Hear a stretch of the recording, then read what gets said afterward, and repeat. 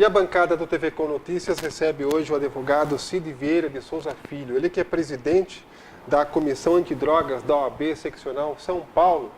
Ele esteve na última sexta-feira participando de uma reunião com o prefeito Antônio Carlos Panunzio, junto com o diretor regional do Instituto São Paulo contra a Violência, o advogado Antônio Francisco Mascarenhas, e também o vereador Rodrigo Manga, para discutir a implantação do Cratode aqui na cidade. Boa noite, seja bem-vindo, doutor Cid Vieira.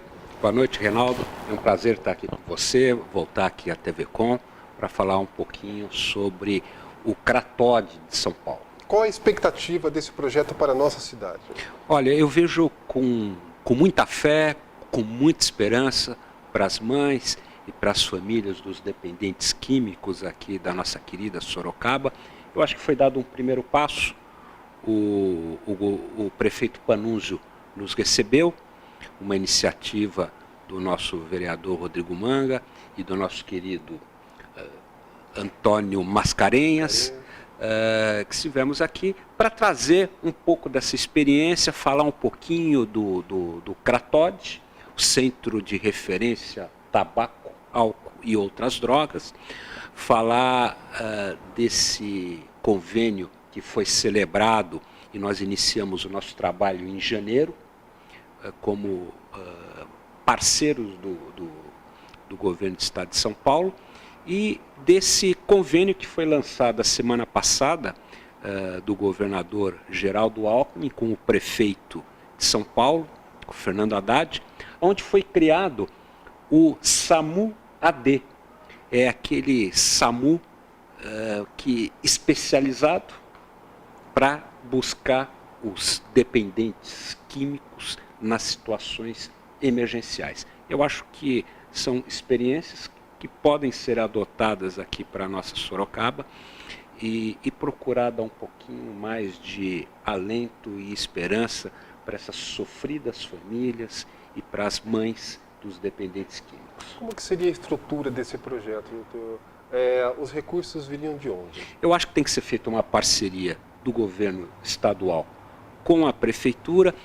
Eu fiquei muito entusiasmado com a fala do prefeito Panunzio, dizendo da integração entre todas as secretarias. Eu acho que para você enfrentar, meu caro, é necessário a união de todos, a união de todos os esforços, seja do governo municipal, estadual, federal, para você enfrentar esse grave problema do crack das drogas.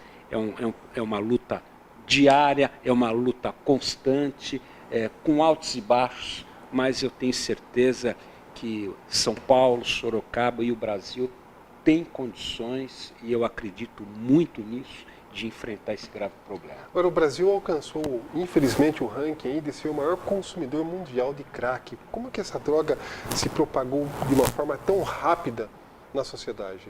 Eu acho que nós temos que repensar na política a questão do usuário, do dependente químico. É uma questão de saúde pública. Ele não pode ser tratado como uma questão de segurança pública. Mas o tráfico, eu acho que nós temos que enfrentar de uma forma mais enérgica.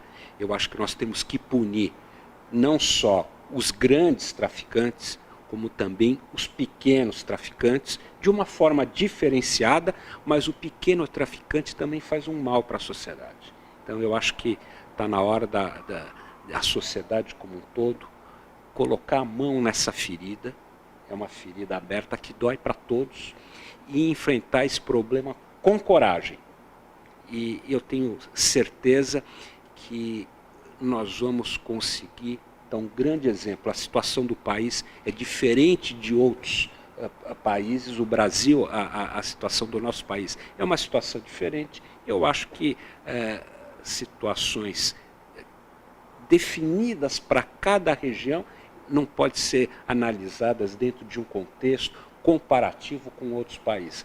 Cada estado, cada município tem a sua característica, mas nós vamos conseguir enfrentar esse grave problema do crack e das drogas. Agora, até que ponto nós temos visto aí também manifestação até de grandes juristas defendendo a descriminalização da maconha? Esse tipo de movimento atrapalha o trabalho que é desenvolvido nesse sentido? Eu acho que a sociedade tem que debater o problema da descriminalização. Eu sou contra a descriminalização, eu acho que nós não temos condições de cuidar dos nossos usuários, dos nossos dependentes, quanto mais se você descriminalizar e liberar. Por exemplo, o crack não dá para liberar. E eu, quando penso no crack, eu penso no sofrimento das mães, Reinaldo. Uhum. Eu penso no sofrimento daquela mãe, a mulher que nos assiste, que é a linha de frente do problema, é aquela que primeiro tem o contato com o filho. Muitas vezes ela é abandonada pelo próprio marido e sozinha tem que enfrentar esse problema. É um problema que causa para a mãe revolta, tristeza, ela fica resignada, inconformada, e muitas vezes esse drama psicológico, esse trauma causa depressão, causa o câncer. Muitas mulheres, eu tenho notícias de mães com problemas de câncer de útero, com câncer de ovário, com câncer nos seios. Quer dizer, é uma praga isso, que ela causa um dano irreparável para a mãe e para a família. Então nós não podemos pensar nesse país, esse país que eu imagino para os meus filhos não tem espaço para as drogas. E infelizmente a internação compulsória à força, contra a vontade do viciado, foi algo inevitável. O Estado tem que agir de uma maneira enérgica para aqueles que encontram-se em situação de risco. Aqueles que não têm o discernimento de saber, não têm o livre-arbítrio para decidir se deve ou não deve parar de usar a droga. Eu sempre uso um exemplo que ele é muito significativo, que é o exemplo do salva-vidas ou guarda-vidas. O guarda-vidas ou salva-vidas está na praia, ele vê um cidadão se afogando, ele vai lá e salva, ele não pergunta se ele quer ser salvo. Esse exemplo é o exemplo para internação compulsória. Aquele que está numa situação de risco, ele tem que ser internado.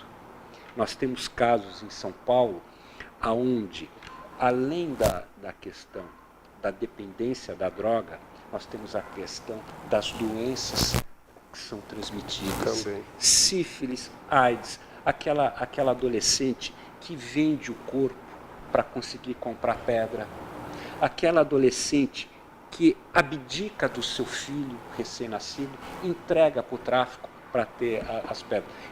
Então, é uma situação muito, muito difícil. E só quem está no dia a dia sabe avaliar o sofrimento dessas mães. E o caminho, a internação compulsória não é a solução, mas é um caminho. Ela é prevista em lei.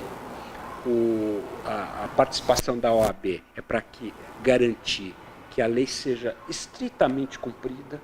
Nada tem sido feito ao arrepio da lei. E por incrível que pareça, Reinaldo, nós não temos em São Paulo ainda nenhuma internação compulsória. Internação compulsória é aquela que é efetuada contra a vontade do paciente. Correto. E determinada pela justiça. Correto. Nós temos a internação também involuntária, que também é feita contra a vontade do usuário, mas é pedida por um familiar. É essa internação, a grande maioria tem ocorrido em São Paulo, lá no Cratóide. Mas eu acho que ainda precisa ser feito. Nós precisamos olhar naqueles em situação de rua, aqueles em situação de risco. Agora, por exemplo, com o Cratóide implantado, doutor, qual a importância dele para o desenvolvimento de políticas públicas, né? Então, o poder público entra com não só também com apoio financeiro, mas também desenvolvendo ações sociais, ou seja, tentar reinserir aquela pessoa que está viciada na droga, conseguir um curso, um emprego para ela? Você colocou uma questão extremamente importante e fundamental, a reinserção. O Estado tem que dar condições daquele dependente, quando sai de uma internação, de um período de tratamento, que ele tenha a reinserção. Ele precisa ser reintegrado à sociedade, o Estado precisa ter condições de que ele seja produtivo, que ele possa ter um emprego. Então, daí porque a necessidade da integração de várias secretarias, Secretaria da Assistência Social, Secretaria do Trabalho, a Secretaria da Saúde, enfim, não é uma tarefa fácil, é uma tarefa muito difícil e precisa a união de todos. Eu defino como um mutirão pela vida para dar um pouquinho de esperança, de alento, para que possa existir uma luz no fim do túnel e essas famílias possam ter esperança em conseguir recuperar os seus entes queridos. Doutor, que mensagem final o senhor pode deixar para os telespectadores do TV Com Notícias? Eu gostaria de deixar, como eu já disse, uma mensagem de fé, de otimismo, de esperança. Mas eu queria aproveitar a oportunidade, no mês das mães, nós estamos chegando próximo ao Dia das Mães, e deixar uma mensagem, um carinho muito especial para a mãe, para a mulher, e ter esperança e contar que nós vamos conseguir enfrentar esse grave problema.